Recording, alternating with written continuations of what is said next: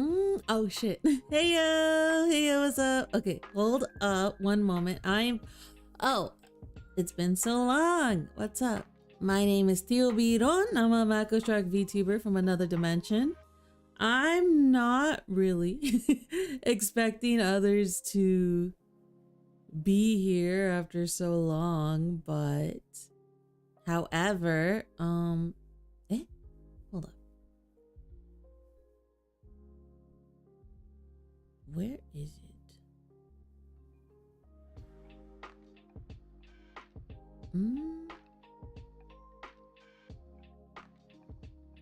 Hold on one moment. Okay, the music's good. Nice. So, I literally forgot what I was I'm not expecting anyone to be here because it's been a while. Wait. Is my mic working? Because fresh beginning. Yo, I'm cozy as hell though. Okay, anyways. Hell yeah. It's been a hot minute, I think, and by hot minute, I mean over a month. I started late tonight, so I decided to do something that, like, okay, when you play video games, you don't want it to end so soon, especially if you didn't really progress much, So I'm putting that on the back burner for now. I wanted to play more Alien. I really want to finish that game. But today, I was also thinking, this isn't just because I'm late or anything like that, but I was also thinking I really wanted to read because it's been a while since I read. Check out this floating book. This floating book was, hold up, I will link it. It was made by Keirara.solar. I probably butchered that, but it is what it is. Yeah, it is what it is. I'll drop it in both chats just in case. And what else? Yo, finding assets is is a bit of a mess. I need to check my YouTube real quick because, like, okay, it says public. The thing about YouTube, I think that's kind of what threw me off. The thing about YouTube is that I was banned because of the stuff we were watching and things. I guess it was copyright struck, which is totally fine and within their reason. But I gotta lay off on that. So that is what it is. It be how it be, So yeah, today I wanted to read, just to read.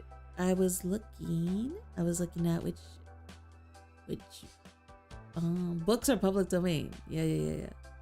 And I settled on, we're gonna read The Strange Case of Dr. Jekyll and Mr. Hyde. I'm sorry, my brain is going like a million miles per minute. Okay, so what I want to say is, like, when you try to find assets, it's a little frustrating. Yeah. Because, it's like somewhat hard to tell sometimes when it's AI, because I know there's an AI look that's somewhat identifiable when it comes to, like, commissioning art, at least. And even then, it's like it was trained on other people's art. So when you see other folk that, like, that's just their drawing style, it's unfortunate, essentially. But it's a bit harder with assets, I would say, I think.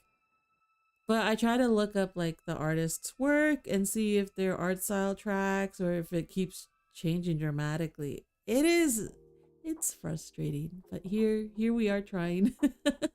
Okay. Anyway, without further ado, because it's already, like, it's late over here. Is the sound good for... Let me put it up a little, right? Hold on. Un poquitito. Because sometimes it's, like, real quiet. Okay, I think that's good. Without further ado, I bring to you The Strange Case of Dr. Jekyll and Mr. Hyde. I don't think we're gonna finish at all. That'd be crazy. But, all right. The author is Robert Louis Stevenson, all right? I have read this before, but it's been a hot minute. So I am so excited to revisit it. All right. And I think we're gonna get through the first chapter. Should I find something more spooky for the mood? Hold up. Hold up. I think it should be a little more...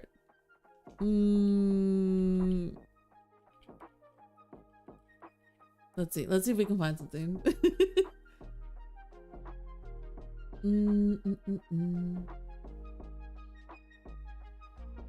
Okay, this says DMCA free. We'll see that. We'll see about that. I'm gonna shuffle. Let's see. All right.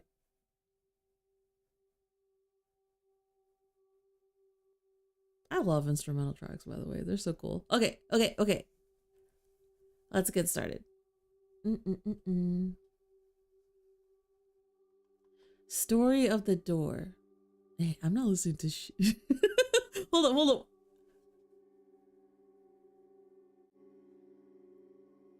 When the music's a little too quiet, hold up. Okay. I can chill with that. All right. Nah, I need to listen to myself. Hold on. Is it loud? No, I don't think so. All right, let's put it here. I think that's fine. Hey, thank you. Don't I look super comfy? Okay. Yeah, the music sounds fine. That's my only concern, honestly. You're just in time. We're about to get started. Let's go. This does not sound scary, honestly. I don't want to say what it sounds like. Okay. Anyway. Story of the door. Yeah, it really does. It does. Rhythmically. It's okay. Anyway. Let's get this started. Wait, I need to take my glasses off. I was going for like, you know, sophisticated glasses, but these are just sunglasses. I can't do this. Hold up. Oh, insane.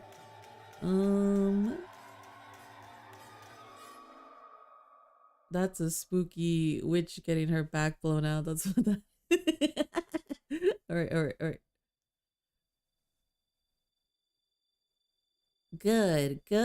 I hope I strike fear into your heart. I say in my comfy onesie.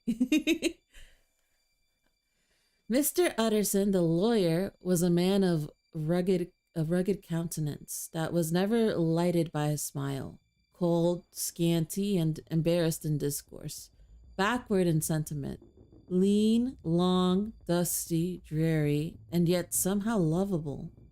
At friendly meetings and when the wine was to his taste, something eminently human beaconed from his eye, something indeed which never found its way into his talk, but which spoke not only in these silent symbols of the after-dinner face, but more often and loudly in the acts of his life.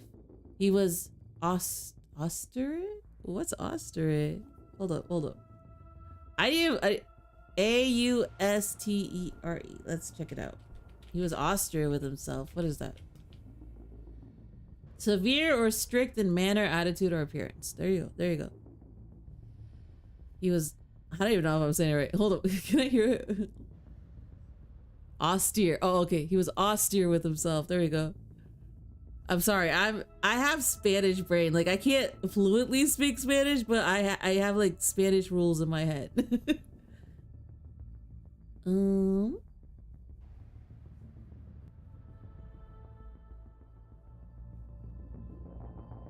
Okay. Drank gin when he was alone to mortify a taste for vintage. Mortify a taste. And though he enjoyed the theater, had not crossed the doors of one for 20 years. Real. Me too, buddy. But he had an approved tolerance for others, sometimes wondering, almost with envy, at at the high pressure of spirits involved in their misdeeds, and in any extremity inclined to help rather than to reprove. I incline to Cain's hearsay, he used to say quaintly. I let my brother go to the devil in his own way. In this character, it was frequently his fortune to be the last reputable acquaintance and the last good influence in the lives of downgoing men. And to such as these, so long as they came about his chambers, he never marked a shade of change in his demeanor. No doubt the feat was easy to Mr. Utterson, for he was undemonstrative at best, and even his friendship seemed to be founded in a similar catholicity of good nature. It is the mark of a modest man to accept his friendly circle ready-made from the hands of opportunity, and that was the lawyer's way. His friends were those of his own blood, or those whom he had known the longest. His affections, like ivy, were the growth of time. I need to slow down. Okay. They implied no aptness in the object. Hence, no doubt, the bond that united him to Mr. Richard Enfield, his distant kinsman, the well-known man about town. What the hell is this club music? It was a nut to crack for many. What these two could see in each other, or what subject they could find in common. It was reported by those who encountered them in their Sunday walks that they said nothing, looked singularly dull, and would hail with obvious relief the appearance of a friend. For all that, the two men put the greatest store by these excursions, counted them the chief jewel of the week, and not only set aside occasions of pleasure, but even resisted the calls of business, that they might enjoy them uninterrupted. It chanced on one of these rambles that their way led them down a by street in a busy quarter of London. The streets were small and what is called quiet, but it drove a thriving trade on the weekdays. The inhabitants were all doing well, it seemed, and all emulously hoping to do better still. I'm looking up emulously. I have no idea what that means. Hey, we're learning. This is a wordy...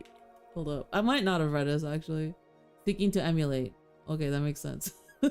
I could have tried... Okay. All emulously hoping to do better still. And laying out the surplus of their gains in coquetry. I do know that word. I just don't know how to pronounce it. So that the shop fronts stood along that thoroughfare with an air of invitation, like rows of smiling saleswomen. Even on Sunday, when it veiled its more florid charms and lay comparatively empty of passage, the street shone out in contrast to its dingy neighborhood, like a fire in a forest, and with its freshly painted shutters, well-polished brasses, and general cleanliness and gaiety of note, instantly caught and pleased the eye of the passenger. 2 doors from one corner on the left hand going east the line was broken by the entry of a court, and just at that point a certain sinister block of the building thrust forward its gable on the street. It was 2 stories high, showed no window, nothing but a door on the lower story, and a blinded forehead of discolored wall on the upper, and bore in every feature the marks of prolonged and sordid negligence. The door, which was equipped with neither bell nor knocker, was blistered and disdained. Tramps slouched into the recess and struck matches on the panels. Children kept shop upon the steps. The schoolboy had tried his knife on the moldings, and for close on a generation, no one had appeared to drive away these random visitors or to repair their ravages. Mr. Enfield and the lawyer were on the other side of the by street, but When they came abreast of the entry, the former lifted up his cane and pointed. "Did you ever remark that door?" he asked. And when his companion had replied in the affirmative, "It is connected in my mind," added he, with a very odd story." "Indeed," said Mr. Utterson with a slight change of his voice. "And what was that?" "Well, it was this way," returned Mr. Enfield. Enfield? "I was coming home from some place at the end of the world, about 3 o'clock of a black winter morning, and my way lay through a part of town where there was literally nothing to be seen but lamps. Street after street, and all the folks asleep. Street after street, all lighted up as if for a procession, and all as empty as a church. Till at last I got into the state of mind when a man listens and listens and begins to long for the sight of a policeman. All at once I saw 2 figures. One, a little man who was stumbling along eastward at a good walk, and the other, a girl of maybe 8 or 10, who was running as hard as she was able down a cross street. Well, sir, the 2 ran into each other naturally enough at the corner, and then came the horrible part of the thing, for the man trampled calmly over the child's body and left her screaming on the ground. It sounds nothing to hear, but it was hellish to see. It wasn't like a man, it was like some damned juggernaut. Okay, wait, hold on. I'm so scared. Some old writings do have some wording. I don't think anything bad happened yet, but like, okay. I gave a few Helloa. What's Helloa? What'd you give? We're gonna find out. Helloa is an exclamation, noun, or verb used to attract attention. Call someone at a distance or express surprise. Helloa. Is that real? Okay, British people. I didn't ask a British person. I gave a few helloa, took to my heels, collared my gentleman, and brought him back to where there was already quite a group about the screaming child. He was perfectly cool and made no resistance, but gave me one look, so ugly that it brought out the sweat on me like running. The people who had turned out were the girl's own family, and pretty soon the doctor for whom she had been sent put in his appearance. Hold up. How strong is this little man? They just bumped into each other, right? I mean, he knocked her down, I guess. But a doctor? Okay. Well, the child was not much the worse, more frightened according to the sawbones, and there you might have supposed would have been the end to it. But there was one curious circumstance. I had taken a loathing to my gentleman at first sight. So had the child's family, which was only natural. But the doctor's case was what struck me. He was the usual cut and dry apothecary, of no particular age and color, with a strong Edinburgh accent, and about as emotional as a bagpipe. Well, sir, he was like the rest of us. Every time he looked at my prisoner, I saw the sawbones. That sawbones turned sick and white with the desire to kill him. I knew what was on his mind, just as he knew what was on mine, and killing being out of the question, we did the next best. We told the man we could and would make such a scandal out of this as should make his name stink from one end of London to the other. I must be misunderstanding this. Did he bump? Okay, it's messed up. If you bump into a child, knock him down, you should not leave him alone. But that is what I read. Like, they just ran into each other. I guess they like booked it. Okay, that's what I'm guessing happened. It was like a collision, not like a big one, not like a collision. If he had any friends or any credit, we undertook that he should lose them.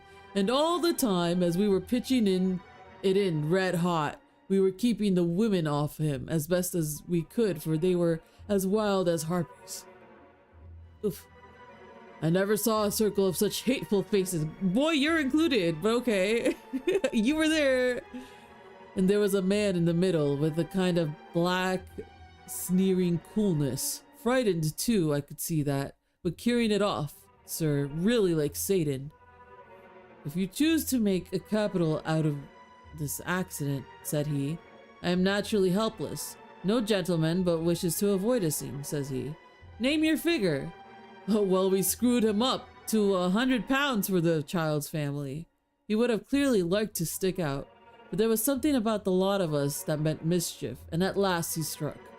The next thing was to get the money, and where do you think he carried us but to the place with the door? Whipped out the key, went in, and presently came back with the matter of £10 in gold and a check for the balance on couch, drawn payable to bearer and signed with a name that I can't mention, though it's one of the points of my story. But it was a name, at least, very well known and often printed. The figure was stiff, but the signature was good. For more than that, if it was only genuine. I took the liberty of pointing out to my gentleman that the whole business looked apocryphal? Bruh, okay. We're finding out words. I don't know what the word is either. Of doubtful authenticity. Oh, okay. He's saying cap. He's saying that's not real. Okay. And that a man does not, in real life, walk into a cellar door. Oh, this does not sound scary. What is it? I mean, go off. But like, hold up. It's a little quiet.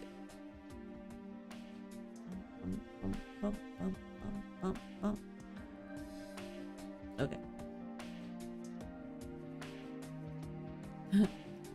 In real life, walk into a cellar door at 4 in the morning and come out with another man's check for clothes upon £100. But he was quite easy and sneering. Set your mind at rest, says he. I'm not doing another voice for him, okay? There's only so many I can do. I will stay with you till the bank's open and cash the check myself. So we all set off. This is crazy. Okay.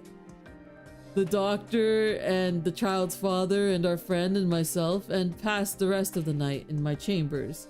And this guy has such a hate voter. He hates this man so much that he invited everyone else that hates him and the man himself back to his house. Okay. So that they could not let him go just in case the check was fake. Help me. And the next day when we had breakfast, went in a body to the bank. I gave in the check myself and said I had every reason to believe it was a forgery.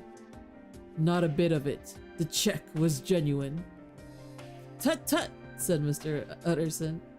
I see you feel as I do, said Mr. Enfield. Yes, it's a bad story, for my man was a fellow that nobody could have to do with. A really damnable man, and the person that drew the check that is the very pink of the properties. What the hell does that mean? Wait, can I look that up? What the hell is pink of the properties? Wait, I'm gonna try to look it up. Oh, what the hell? What does pink? Rich is an idiom meaning the absolute pinnacle, peak, or perfect example of polite society, good manners, and proper behavior. Okay. I'm trying to understand. Hold up. And the person that drew the check is the very pink of the properties. Celebrated too, and what makes it worse, one of your fellows who do what they call good. Blackmail, I suppose, as an honest man paying through the nose for some of the capers of his youth. Blackmail House is what I call the place with the door, in consequence. Though even that, you know, is far from explaining all, he added, and with the words fell into a vein of musing. From this he was recalled by Mr. Utterson, asking rather suddenly, And you don't know if the drawer of the check lives there? A likely place, isn't it? Returned Mr. Enfield. But I happen to have noticed his address. He lives in some square or other. You never asked about the place with the door, said Mr. Utterson. No, sir, I had a delicacy, was the reply. I feel very strongly about putting questions. It partakes too much of the style of the Day of Judgment. You start a question, and it's like starting a stone. You sit quietly on the top of a hill, and away the stone goes, starting others, and presently some bland old bird, the last you would have thought of, is knocked on the head in his own black garden, and the family have to change their name. No, sir, I make it a rule of mine. The more it looks like Queer Street, the less I ask myself. That's where I live. Okay, I think that should be good. Queer Street. Okay. A very good rule too, said the lawyer. But I have studied the place for myself, continued Mr. Enfield. It seems scarcely a house. There is no other door, and nobody goes in or out of that one but once in a great while, the gentleman of my adventure. There are 3 windows looking on the court on the first floor, none below. The windows are always shut, but they're clean, and then there is a chimney, which is generally smoking, so somebody must live there.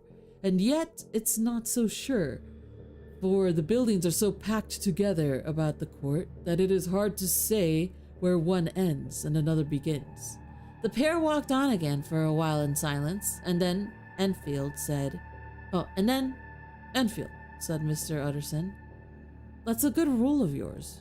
Yes, I think it is, returned Enfield. For all that, continued the lawyer, there's one point I want to ask. I want to ask the name of the man who walked over the child.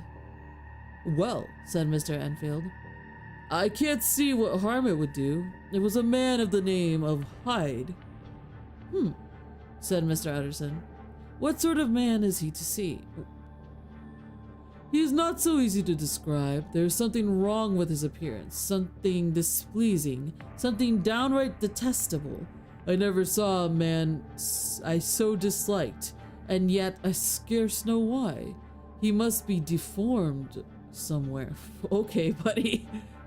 He gives a strong feeling of deformity, although I couldn't specify the point. He's an extraordinary looking man, and yet I really can name nothing out of the way. That's just bad vibes. No, sir, I can make no hand of it.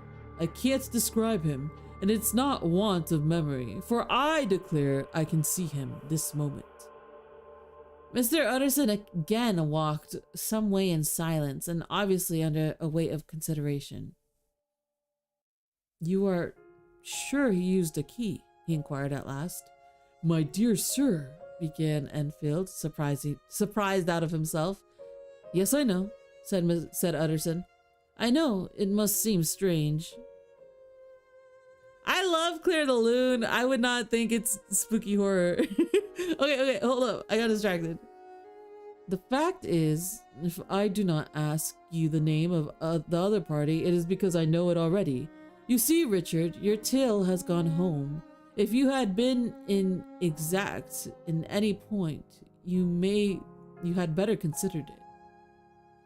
I think you might have warned me, returned the other with a touch of sullenness, but I have been pedantically exact, as you call it. The fellow had a key, and what's more, he has it still. I saw him use it not a week ago. Mr. Utterson sighed deeply, but said never a word, and the young man presently resumed. Here is another lesson to say nothing, said he. I am ashamed of my long tongue. Let us make a bargain never to refer to this again. With all my heart, said the lawyer. I shake hands on that, Richard. All right. It's a little, preview. I like that. That was fun. Okay. The second chapter is Search for Mr. Hyde. Yeah. All right. We'll come back to it. Let's see if I don't know, if someone wrote a spooky story on like Reddit or something. What time is it? It's not too bad. Or should we continue? Maybe I can continue. I'll continue. Why not? Why not? Why not? Okay, okay. Search for Mr. Hyde. That evening, Mr. Utterson came home to his bachelor house in somber spirits and sat down to dinner without relish. It was his custom. Is my book overlapping to Spotify?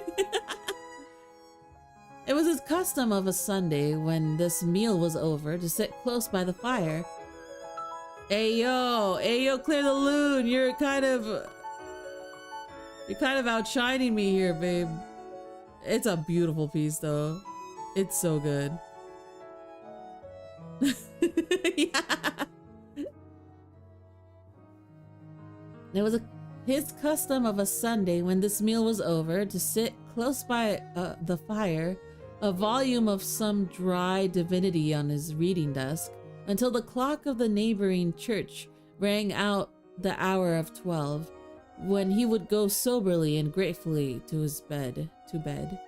On this night, however, as soon as... God, that song's too beautiful, it's distracting me. As soon as the cloth was taken away, he took up a candle and went into his business room. There, he opened a safe, took from the most private part of it a document endorsed on the envelope as Dr. Jekyll's will, and sat down with a clouded brow to study its contents. The will was holograph, for Mr. Utterson, though he took charge of it now that it was made, had refused to lend the least assistance in the making of it. It provided not only that, in the case of the decease of Henry Jekyll, MD, DCL, LLD, FRS, etc. Okay, bro. Okay, I get it. What a way to flex. All his possessions were to pass into the hands of his friend and benefactor, Edward Hyde. Okay. Are we supposed to pretend we don't know? 'Cause okay, buddy. Okay. Sure. But that in the case of Dr. Jekyll's disappearance or unexplained absence for any period exceeding 3 calendar months, the said Edward Hyde should step into the said Henry Jekyll's shoes without further delay, and free from any burthen or obligation beyond the payment of the few small sums to the members of the doctor's household.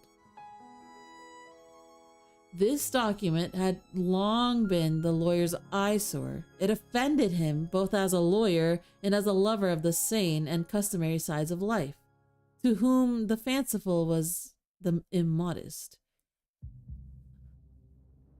And hitherto? I know that word. It's just I don't know how to say it. Wait. And hitherto. Where is it? Is that how you say it? What do I ask? Hold up. Hitherto. Oh yeah, I said it right. Nice. Okay, let's go. It was his ignorance of Mr. Hyde that had swelled his indignation. Now, by a sudden turn, it was his knowledge. It was already bad enough when the name was but a name of which he could learn no more. It was worse when it began to be clothed upon with detestable attributes. This one's good. And out of the shifting, insubstantial mists that had so long baffled his eyes, there leaped up the sudden, definite presentment of a fiend. I thought it was madness, he said, and as he replaced the obnoxious paper in the safe, and now I begin to fear it is a disgrace. With that, he blew out his candle, put on a greatcoat, and set forth in the direction of Cavendish Square, that citadel of medicine where his friend, the great Dr. Lanyon, had his house and received his crowding patients. If anyone knows, it will be Lanyon, he thought. The solemn butler knew and welcomed him.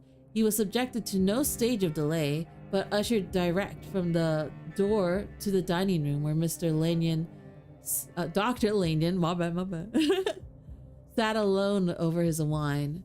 This was a hearty, healthy, dapper, red-faced gentleman with a shock of hair prematurely white and a boisterous and decided manner.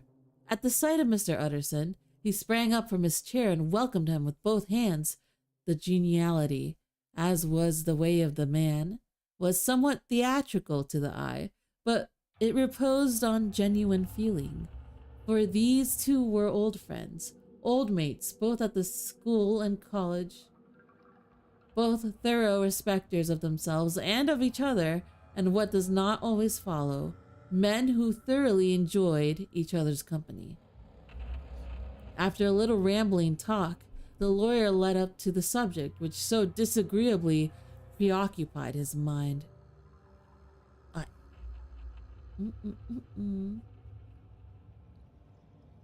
I suppose, Lanyon, said he, you and I must be the two oldest friends that Henry Jekyll has?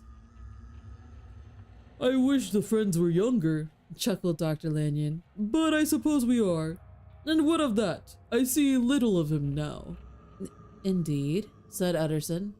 I thought you had a bond of common interest. Thank you, Izo. Thank you. Welcome, welcome. We're reading Dr. Jekyll, Mr. Hyde. Welcome. Thank you. It's very comfy. It's very cute, right? Yeah, I love it. Why am I wearing my hat here? Hold up. Let me take off my hat. Wrong thing. Wrong thing. Hold up. Hold up. Ah, never mind. Yeah, okay.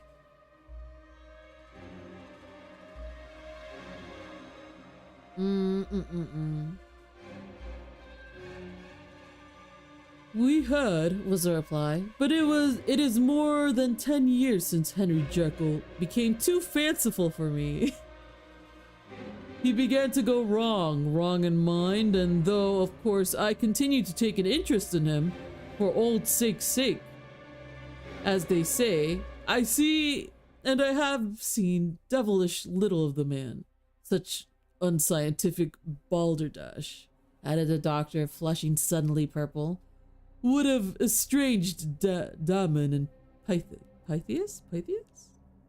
Okay. This little spirit of temper was somewhat of a relief to Mr. Utterson. They have only differed on some point of science, he thought, and being a man of no scientific passions, except for in the matter of conveyancing? Balderdash, yeah. Add that to your lexicon. And then approached the question he had come to put. Did you ever come across a protege of his, one Hyde? He asked. Hyde? Repeated Lanyon. No, never heard of him. Since my time. That was the amount of information that the lawyer carried back with him to the great dark bed on which he tossed to and fro until the small hours of the morning began to grow large. It was a night of little ease to his toiling mind, toiling in the mere darkness and besieged by questions. 6 o'clock struck on the bells of the church that was so conveniently near to Mr. Utterson's dwelling, and still he was digging at the problem. Hitherto, I literally said this earlier. Hitherto, right? It had touched him on the intellectual side alone, but now his imagination. Hey yo, this song's kind of hyped up. But now his imagination also was engaged, or rather enslaved, and as he lay and tossed in the grass darkness of the night and the curtained room, gross darkness, my bad, Mr. Enfield's tale went by before his mind in a scroll of lighted pictures. He would be aware of the great field of lamps of a nocturnal city, then of the figure of a man walking swiftly, then of a child running from the doctors. What? Is he gonna crash into a child again? Hold up. And then these met, and that human juggernaut. Okay, so he's huge. Didn't it say little man? Maybe I meant like metaphorically he was a little man. And that human juggernaut trod the child down and passed on regardless of her screams. Okay, I think he's just imagining it. I don't think he crashed into another child again. Okay. Or else he would see a room in the rich house where his friend lay asleep, dreaming and smiling at his dreams. And then the door of that room would open, the curtains of the bed plucked apart, the sleeper recalled, and lo, there would be stand by his side a figure to whom power was given, and even at that dead hour, he must rise and do its bidding. The figure in these two phases haunted the lawyer all night, and if at any time he dozed over, it was but to see it glide more stealthily through sleeping houses, or move the more swiftly, and still the more swiftly, even to dizziness, through wider labyrinths of lamp-lighted city, at every street corner crush a child and leave her screaming. I'm sorry. What imagination. Okay. Sure. Okay. What the hell? Every street corner, really? Okay. And still, the figure had no face by which he might know it. Even in his dreams, it had no face, or one that baffled him and melted before his eyes. And thus, it was that there sprang up and grew apace in the lawyer's mind a singularly strong, almost an inordinate curiosity to behold the features of the real Mr. Hyde.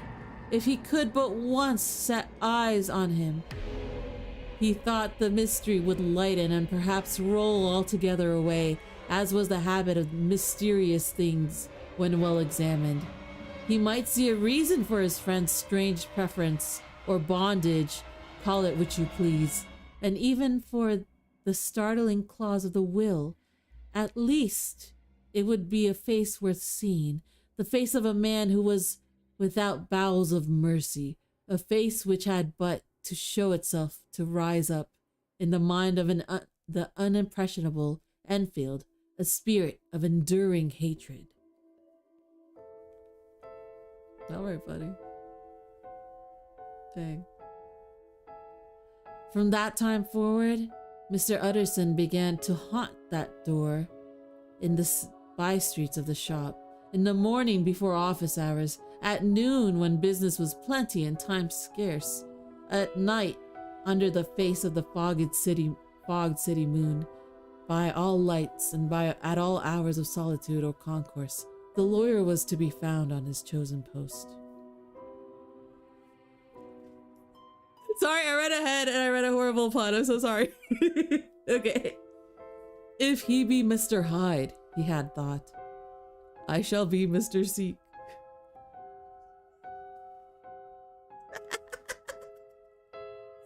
That's pretty good. That's pretty good. Good job. Okay. And at last his patience was rewarded. It was a fine dry night, frost in the air, the streets as clean as a ballroom floor, the lamps unshaken by any wind, drawing a regular pattern of light and shadow. By 10 o'clock, when the shops were closed, the by-street was very solitary, and in spite of the low growl of London from all around, very silent. Small sounds carried far. Domestic sounds out of the houses were clearly audible on either side of the roadway, and the rumor of the approach of any passenger preceded him by a long time. Mr. Utterson had been some minutes at his post when he was aware of an odd light footstep drawing near. In the course of his nightly patrols, he had long grown accustomed to the quaint effect with which the footfalls of a single person, while he is still a great way off, suddenly spring out, distinct from the vast hum and clatter of the city. Yet his attention had never before been so sharply and decisively arrested, and it was with a strong and superstitious prevision of that success that he withdrew into the entry of the court. The steps drew swiftly nearer. and swelled out suddenly louder as they turned the end of the street. The lawyer, looking forth from the entry, could soon see what manner of man he had to deal with. He was small and very plainly dressed. Wait, okay, so he's not a juggernaut. Wait, I need to look up juggernaut. I swear it's like huge. Don't confuse me, man. Yeah, huge, powerful, yeah. Jacked. Jacked, some may say. Alright, he's a small man. And very plainly dressed, and the look of him, even at the distance, went somehow strongly against the watcher's inclination. But he made straight for the door, crossing the roadway to save time, and as he came, he drew a key from his pocket, like one approaching home. Mr. Utterson stepped out and touched him on the shoulder as he passed. Mr. Hyde, I think? Mr. Hyde shrank back with a hissing intake of the breath. But his fear was only momentary, and though he did not look at the lawyer in the face, he answered coolly enough. Do I make a silly voice? That is my name. What do you want? I see you are going in, returned the lawyer. I am an old friend of Dr. Jekyll's, Mr. Utterson of Gaunt Street. You must have heard of my name, and meeting you so conveniently, I thought you might admit me. Oh, whatever, bro. Conveniently my ass. You've been stalking this place for days. You've been camping. You will not find Dr. Jekyll. He is from home, replied Mr. Hyde, blowing in the key. And then suddenly, but still without looking up, how did you know me? He asked. On your side, said Mr. Utterson. Will you do me a favor? On your side? What the fuck? Like, I'm on your side? Wait. Okay. With pleasure, replied the other. What shall it be? Well, will you let me see your face? Asked the lawyer. Mr. Hyde appeared to hesitate, and then, as if upon some sudden reflection, fronted about with an air of defiance, and the pair stared at each other pretty fixedly for a few seconds. Now I shall know you again, said Mr. Utterson. It may be useful. Yes, returned Mr. Hyde. It is all well we have met, and apropos, you should have my address. And he gave the number of the street in Soho. Apropos. I'm probably saying it wrong. Apropos. Wait. Apropos. Okay. Well, it's French. Good God, thought Mr. Utterson. Can he, too, have been thinking of the will? But he kept his feelings to himself and only grunted in acknowledgement of the address. And now, said the other, how did you know me? By description, was the reply. Whose description? We have common friends, said Mr. Utterson. Common friends? Echoed Mr. Hyde a little hoarsely. Who are they? Jekyll, for instance, said the lawyer. He never told you, cried Mr. Hyde with a flush of anger. I did not think you would have lied. Come, said Mr. Utterson. That is not fitting language.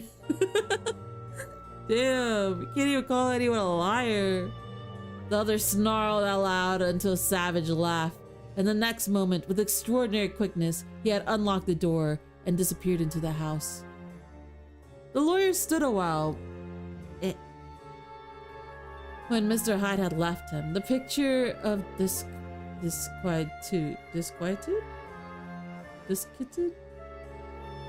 Then he began slowly to mount the street, pausing every step or two and putting his hand to his brow like a man in mental perplexity.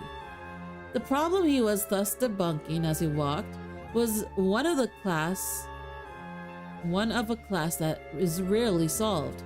Mr. Hyde was pale and dwarfish. He gave an impression of deformity without any nameable malformation. He had a displeasing smile. He had borne himself to the lawyer with a sort of murderous mixture of timidity Timidity. Wait. I'm like trying to find how you pronounce this. Timidity. Okay. And boldness. And he spoke with a husk. Why is this here? Why is this here? I cannot stop. That's crazy. Okay, anyways. Wild edition. And he spoke with a husky, whispering and somewhat broken voice. Oh, my bad. Okay. No, I kind of did it. I kind of nailed that. All of these were points against him, but not all of these together could explain that hitherto. Oh, they love that word. Please help me. I'm gonna look it up again. Hitherto. Hitherto? Yeah, okay. Yeah, it is how it says it. Okay. Unknown disgust, loathing, and fear with which Mr. Utterson regarded him. There must be something else, said the perplexed gentleman. There is something more, if I could find a name for it. God bless me. The man seems hardly human. Something Oh god, I don't know how to say that word. I've heard it before. Hold up. It's just me looking up words.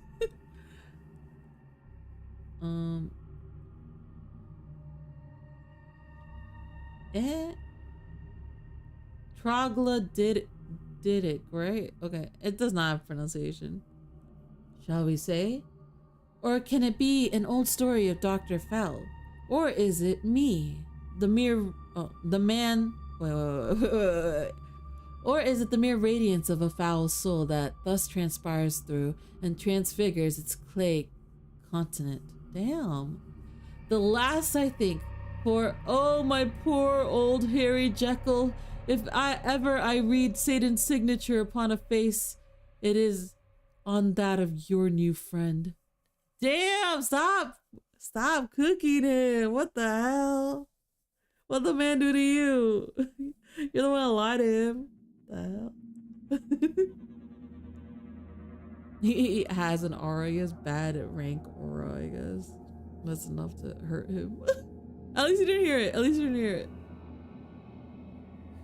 Round the corner from the by street, there was a square of ancient, handsome houses, now for the most part decayed from their high estate and let in flats and chambers to all sorts and conditions of men, map engravers, architects, shady lawyers, and the agent of obscure enterprises. One house, however, second from the counter, was still occupied entire, and at the door of this, which wore a great air of wealth and comfort, though it was now plunged in darkness except for the fanlight, Mr. Utterson stopped and knocked. A well-dressed elderly servant opened the door. Is Dr. Jekyll at home, Poole? Asked the lawyer. I will see, Mr. Utterson. I don't have voices. I will see, Mr. Utterson, said Poole, admitting the visitor as he spoke into a large, low-roofed, comfortable hall paved with flags, warmed after the fashion of a country house by a bright open fire and furnished with the costly cabinets of oak. Will you wait here by the fire, sir, or shall I give you a light in the dining room? Here, thank you, said the lawyer, and he drew near and leaned on a tall fender. This hall, in which he was now left alone, was a pet fancy of his friends to the doctors. His friend, the doctors. And Utterson himself was wont to speak of it as the pleasantest room in London.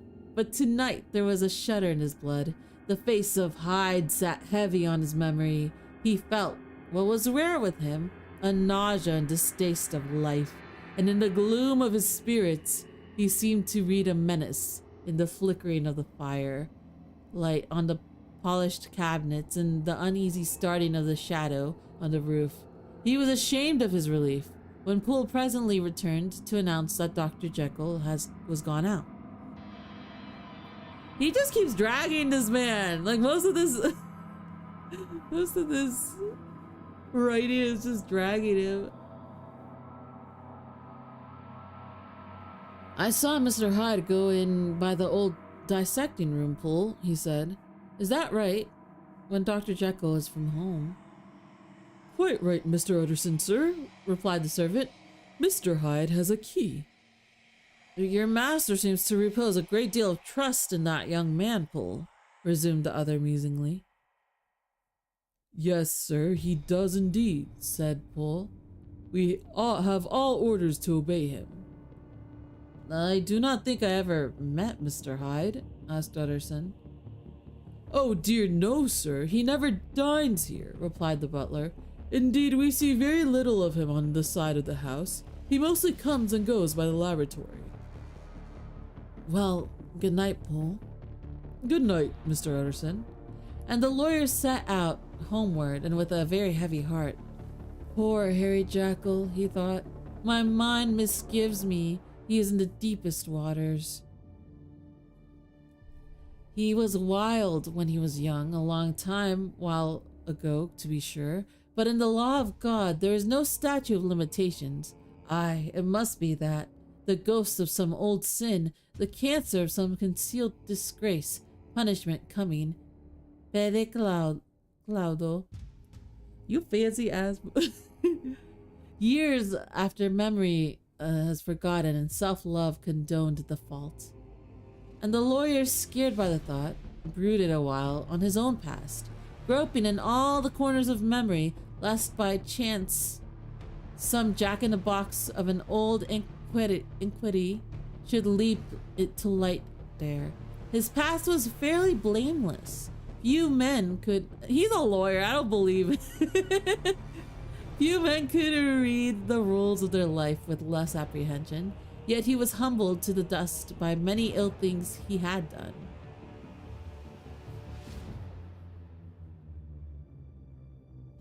Which is it? Which is it though?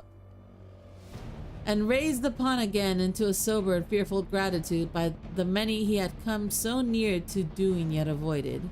And then, by a return on his former subject, he conceived a spark of hope. This Master Hyde, if he were studied, thought he, must have secrets of his own, black secrets, by the look of him. By the look of him! But... Oh my god, justice for Hyde, he's so mean to him. Secrets compared... I know he ran a child over, but he is tiny, I think, from what I understand. Not great, but still. Secrets compared to which poor Jekyll's worst would be like sunshine. Things cannot continue as they are. It turns me cold to think of this creature stealing like a thief to Harry's bedside. Poor Harry, what awakening, and the danger of it. For if this Hyde suspects the existence of the will, he may grow impatient to inherit. I must put my shoulders to the wheel. If Jekyll will but let me, he added. If Jekyll will only let me. But once more he saw before his mind's eye, as clear as transparency, strange clauses of the will. Alright, wait, hold up. That is the end of chapter 2. How many chapters are here? I don't think I'm gonna finish it tonight though.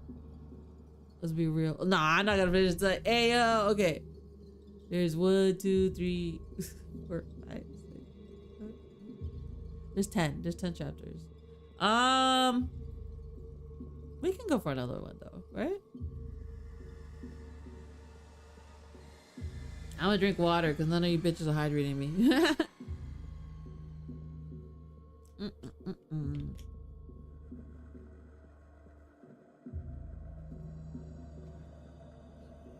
Who's got the feeling? Tell me why I cry when I feel it. Tell me why. I shouldn't sing this like with the backdrop of a horror song. Oh my god, did you hear Baby Keem's new album, Casino? It was really good. I loved it. There's more than one way you should love me. Do, do, do, do. We fell in love in the ocean. Okay. Chapter 3. I think it's gonna be the last chapter, okay? I think I said that last time, but whatever. I mean it this time. I mean it this time. Yo, okay. Stop. You're so intense for no reason. Okay. A fortnight later, by excellent good fortune, the doctor gave one of his pleasant dinners to some 5 or 6 old cronies. Wait, hold up. So it's 10 chapters. Wait. I'm thinking. If I do 3, do 6, and then like stretch out for the last one. Yeah, that sounds doable. Okay.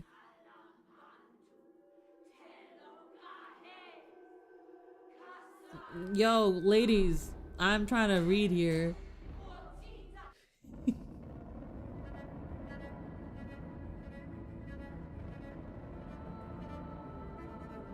Yeah, I got a spooky ambiance.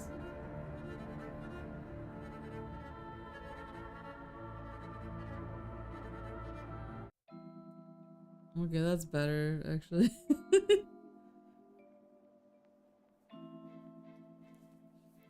A fortnight later, by excellent good fortune, the doctor gave one of his pleasant dinners to some 5 or 6 old cronies, all intelligent, reputable men, and all judges of good wine.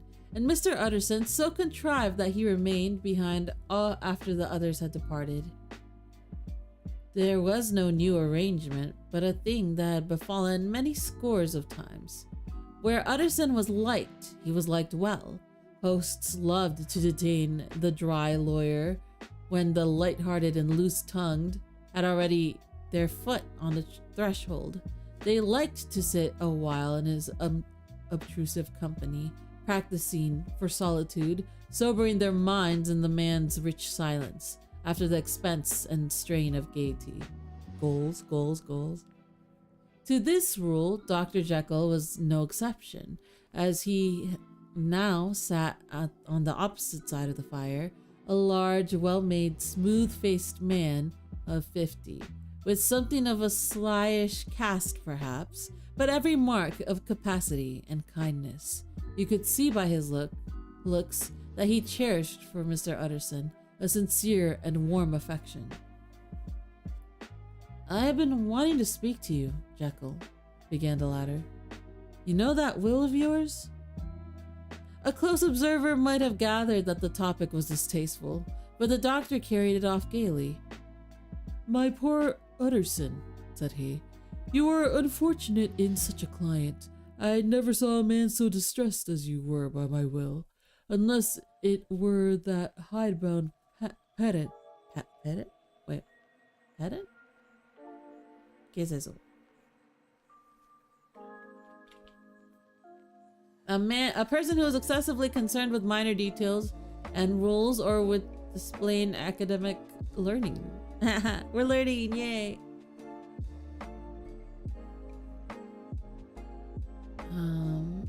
Lanyon, at what he called my scientific heresies. Oh, I know he's a good fellow, you needn't frown, an excellent fellow, and I always mean to see more of him, but a hide-bound pedant for all that, an ignorant, blatant pedant. I was never more disappointed in any man than Lanyon." "You know, I never approved of it," pursued Utterson, ruthlessly disregarding the fresh topic. "My will? Yes, I certainly know that," said the doctor a trifle sharply. "You have told me so." "Well, I will tell you so again," continued the lawyer. "I have been learning something of young Hyde." The large, handsome face of Dr. Jekyll grew pale to the very lips, and there came a blackness about his eyes. "I do not care to hear more," he said. Said he, my bad. "This is a matter I thought we had agreed to drop." "What I heard was abominable," said Utterson. "Bro, it's his will. Leave him alone." Okay, no. Okay, to be fair, if you do think that he's being threatened or whatever, that does make sense to like pursue it as a lawyer. It can make no change. You do not understand my position, returned the doctor with a certain incoherency of manner. I am painfully situated, Utterson.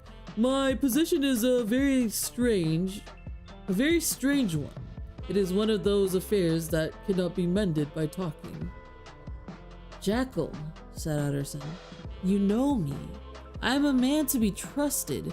Make a clean breast of this in confidence, and I make no doubt I can get you out of it. My good Utterson, said the doctor, that is very good of you. That is downright good of you. This is downright good of you, and I cannot find words to thank you in. I believe you fully. I would trust you before any man alive. I, before myself, if I could make the choice. But indeed, it is not what you fancy. It is not as bad as that. And just to put your good heart at rest, I will tell you one thing. The moment I choose, I can be rid of Mr. Hyde. The moment I choose, I can be rid of Mr. Hyde. I give you my hand upon that, and I thank you again and again. And I will just add one little word, Utterson, that I'm sure you'll take in good part. This is a private matter, and I beg of you to let it sleep. Utterson reflected a little, looking in the fire. I have no doubt you are perfectly right, he said at last, getting to his feet.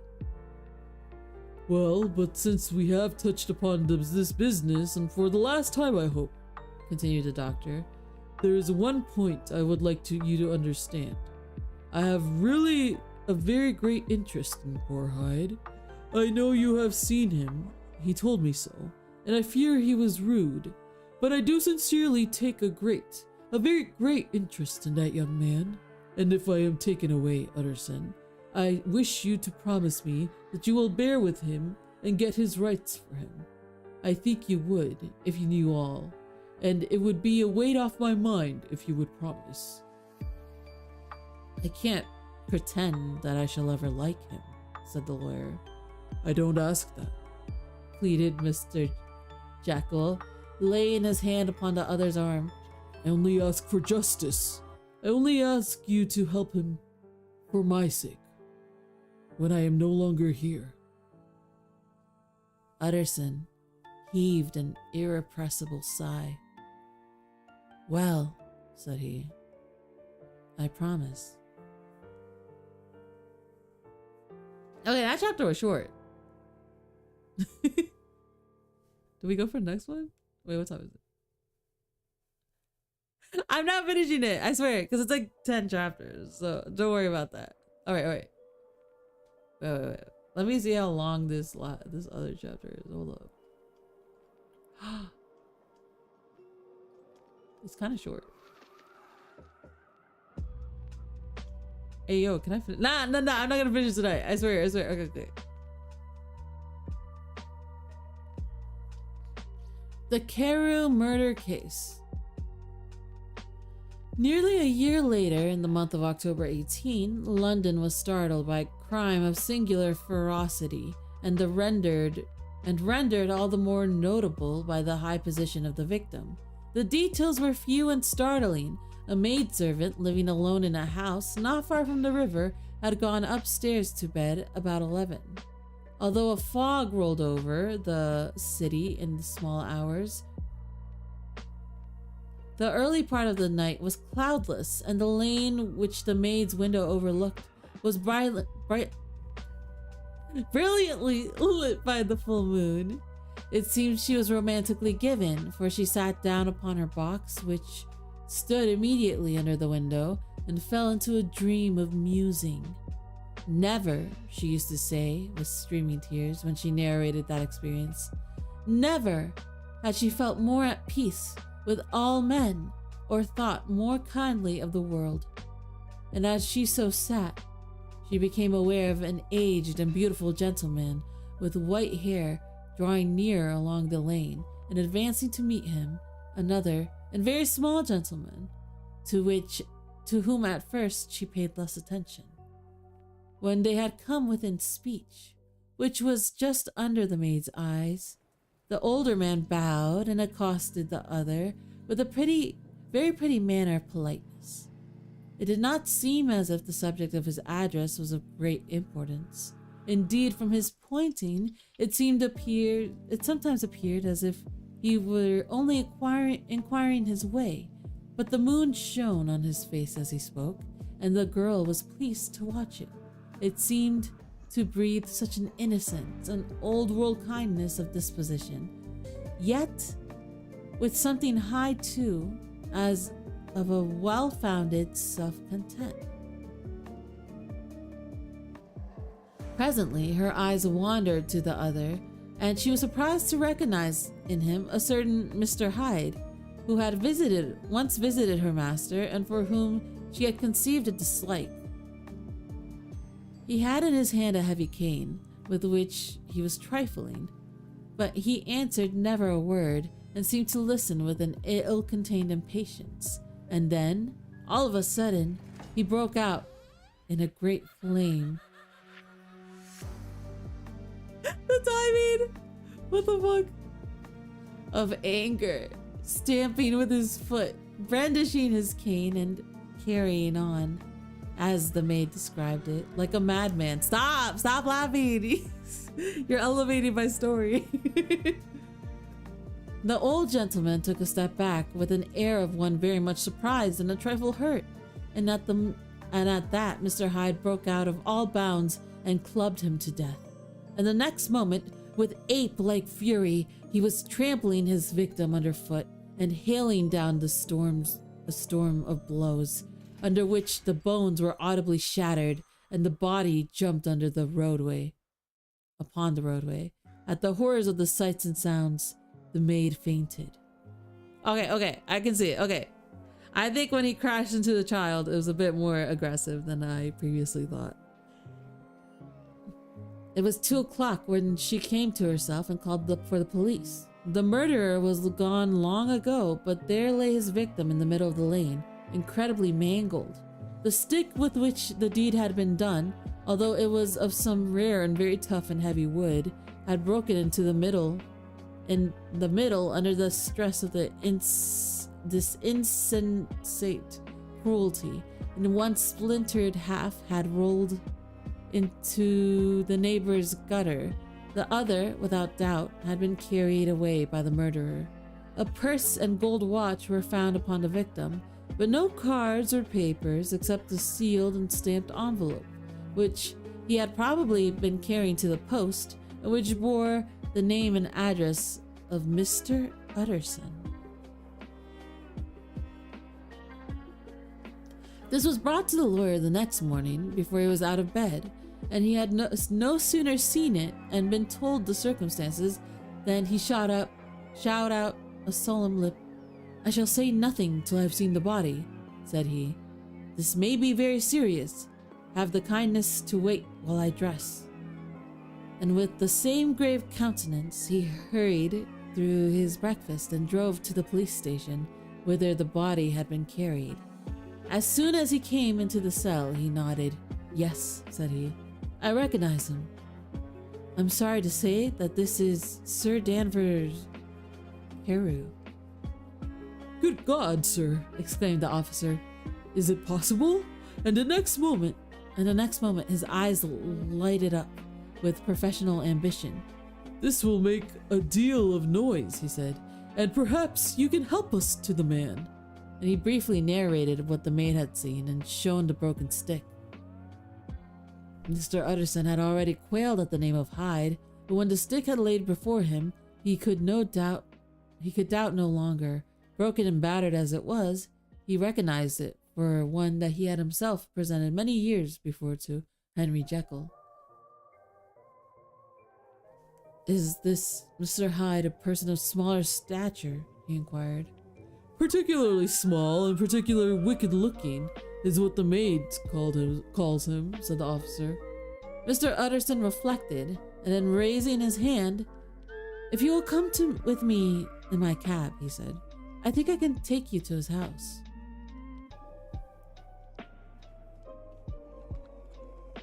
Okay.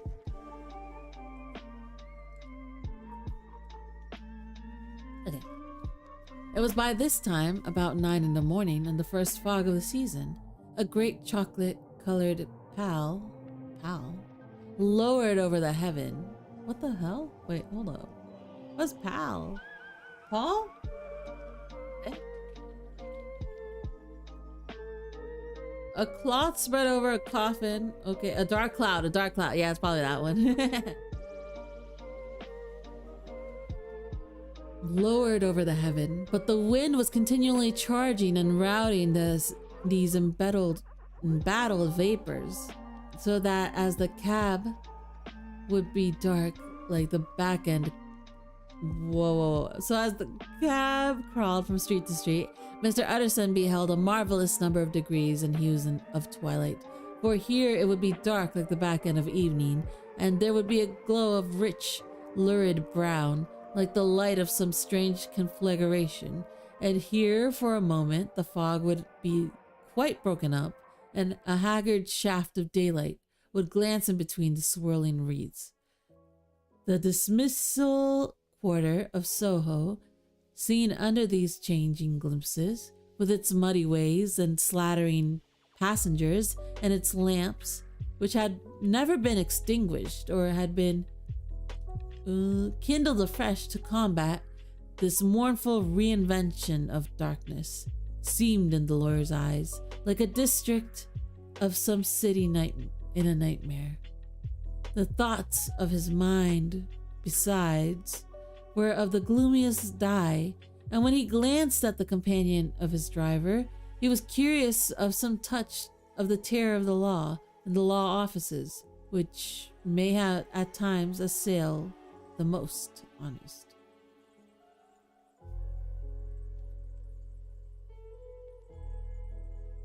As the cab drew up before the address indicated, the fog lifted a little and showed him a dingy street, a gin palace, a low French eating house, a shop for the retail of penny numbers and 2-penny salads, many ragged children huddled in the doorways, and many women of many different nationalities passing out, key in hand, to have a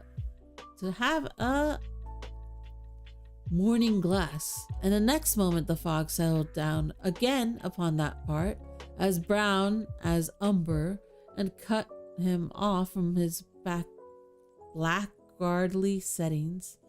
This was the home of Henry Jekyll's favorite, of a man who was heir to 250,000 sterling. An ivory-faced and silvery-haired old woman opened the door. She had an evil face.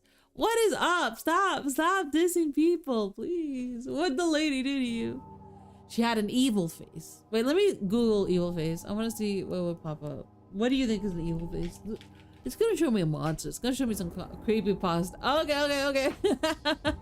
Hold up. The first option is kind of funny. What the? Wait, is this stock, right? Okay. Yeah, there's some pretty good results actually. I don't know. Look up evil face yourself. I'm not gonna link it. I was thinking about it, but no. She had an evil face, smoothed by hypocrisy, but her manners were excellent. Yes, she said this was Mr. Hyde's, but he was not at home. He had been in the night very late, but he had gone away again in less than an hour. There was nothing strange in that. His habits were very irregular and he was often absent. For instance, it was nearly 2 months since she had seen him ill.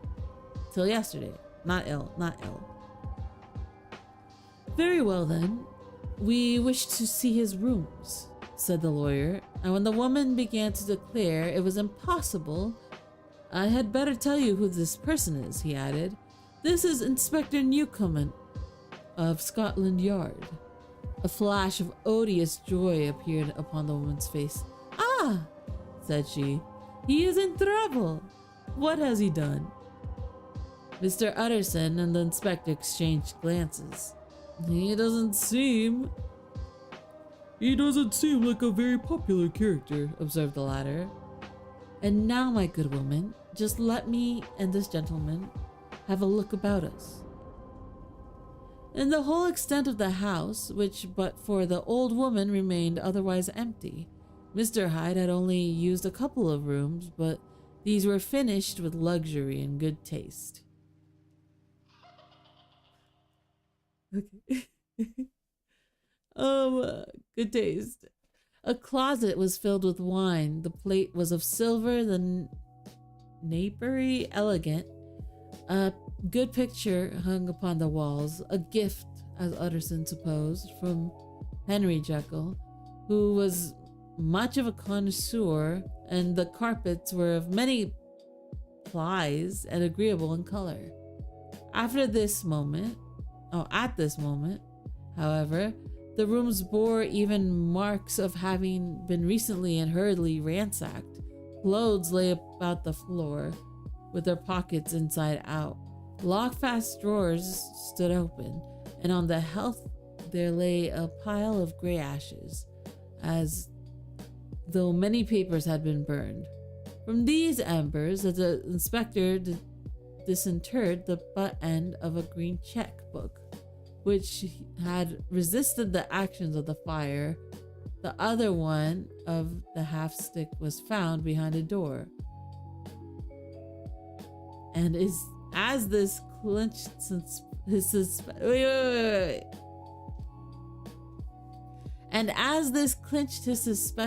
suspicions, I literally forgot how to say suspicion. Nah, I hate these bots. Go away.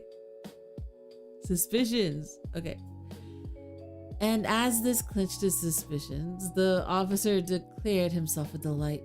A visit to the bank, where several £1,000s were found to be lain to the murderer's credit, completed his gratification. "You may depend upon it, sir, he told Mr. Utterson. "I have him in my hand. He must have lost his head, or he never would have left the stick, or above all, burned the checkbook. Why, money's life to the man. We have nothing to do but wait for him at the bank and get out the land bills." This last, however, was not so easy of an accomplishment, for Mr. Hyde had numbered few familiars. Even the master of the servant maid had only seen him twice. His family could nowhere be traced. He had never been photographed. Wow, really? And the few who could describe him differed wildly, as common observers will. Only on one point were they agreed, and that was the haunting sense of unexpressed deformity with which the fugitive impressed his beholder. Yeah, he do be beholding. Oh, hell yeah. Alright. That was, what was that? I literally said it. Okay. Incident of the Ladders, the next chapter.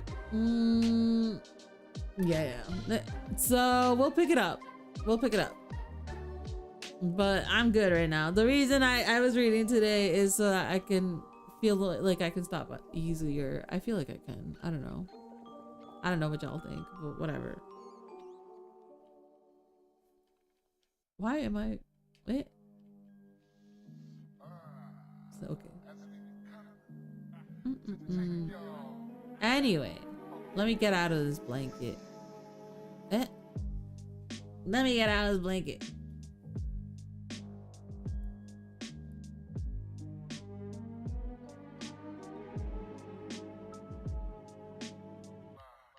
Okay.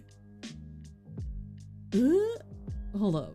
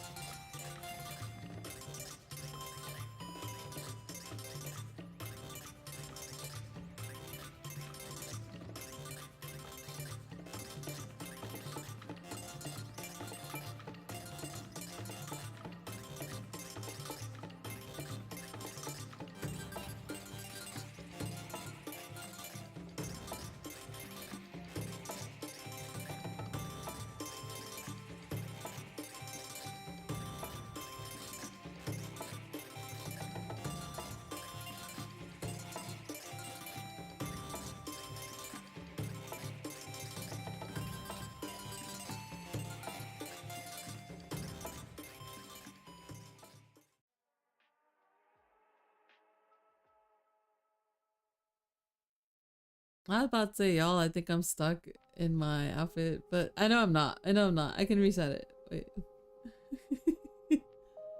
There we go. Oh, my book's still floating. Okay, okay. Well, I'm back on my chair. It's all good. It's all good. All right, book. Enough of you. Enough of you. Are you ready? Are you ready? Go away, book. Enough of you. Oh, you're still floating. Thanks. All right, that was fun. I actually, there's definitely words that are like going over my head and stuff, but like, hey, you gotta sometimes stick through it, and then it gets easier, and then it gets hard again, and then it gets easier. Such is life. I think that's my mantra right now. What's happening? This is the outro, so I might as well not so DMCA friendly, but like, you know, let's enjoy my Discover Weekly, which is crazy because have you heard Duckworth? Whatever. You should listen to Duckworth's album. It's amazing. Or any of them, honestly. Any of Duckworth's albums. Yeah. It's very of the time. It's definitely like a capsule. Wait. It's not. Yeah, it's still pretty quiet. Okay, good. It's very much a time capsule because it's like about politeness and stuff like that. It does equate politeness and good society with like visual traits. Like his maid was not like hot or whatever. She was also evil looking or whatever. But I'm also trying to go into it not knowing the obvious thing that everyone knows about it, you know? And for that, it actually does create a really cool mystery, I think, especially when you think of the times that it came out. Very cool, very interesting, very mean to to Hyde, right? Yeah, Hyde. I kind of get him. I kind of understand if this is what you're going through, buddy. And it's not even a fraction of probably what you're going through. But like running over a child is pretty crazy. All right. Thank you for joining me. I will try to be more active. Yeah, I am. No, I will be more active. Let's go. I know, I said that last time. Oh my God. But yeah. I'm definitely not gonna be like out for a month. That was kind of nuts. I think it was like a month. Well, Okay, I need to go. I know it's gonna be copyright or whatever. Which deservedly so. Banger song. Anyway. Thank you for joining me. I really didn't expect anyone to join me. That was fun. I love reading, but it did have a lot of hard words that is probably not gonna enter my lexicon. Be so for real. All right.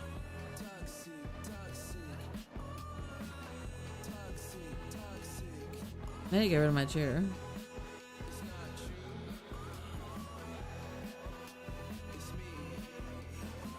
Toxic.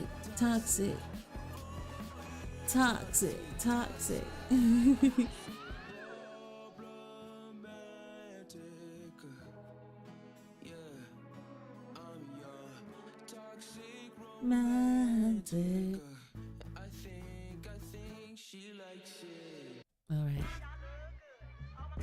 All right. Good night, everyone. I'll see you when I see you. Sometime this week. Bye. Oh yeah, I winked with like no hesitation. Let's go.